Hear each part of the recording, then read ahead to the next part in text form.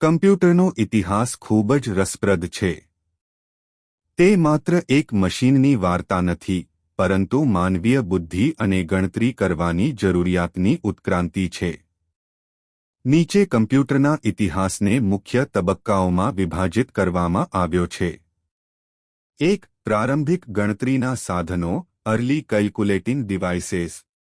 કમ્પ્યુટરનો પાયો હજારો વર્ષો પહેલા નંખાયો હતો જ્યારે માણસે ગણતરી કરવા માટે સાધનો શોધ્યા. અબેકસ આ વિશ્વનું પ્રથમ ગણતરીનું સાધન માનવામાં આવે છે, જે ચીનમાં શોધાયું હતું.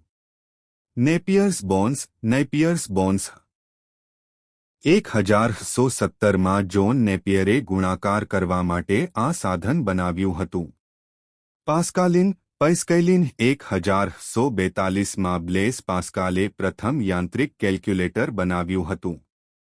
2. આધુનિક કમ્પ્યુટરનો પાયો ચાર્લ્સ બાબેજ. 19મી સદીમાં ચાર્લ્સ બાબેજ નામના ગણિતશાસ્ત્રીએ બે મહત્વના મશીનોની ડિઝાઇન તૈયાર કરી.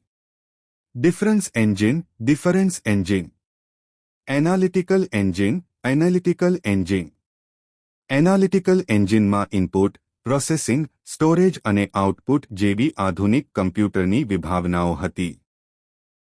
આ કારણે જ ચાર્લ્સ બેબેજને કમ્પ્યુટરના પિતા, ફાધર ઓફ કમ્પ્યુટર કહેવામાં આવે છે. 3. કમ્પ્યુટરની પેઢીઓ જેનરેશન્સ ઓફ કમ્પ્યુટર. કમ્પ્યુટરના વિકાસને મુખ્ય 5 પેઢીઓમાં વહેંચવામાં આવે છે. પેઢી સમયગાળો મુખ્ય ટેકનોલોજી વિશેષતા.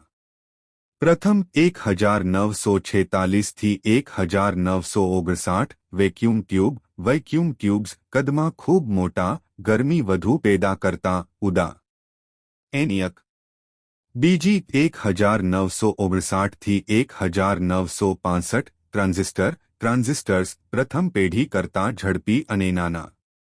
ત્રીજી 1965 થી 1971 ઇન્ટિગ્રેટેડ સર્કિટ AIC. ઝડપમાં વધારો અને કદમાં ઘટાડો.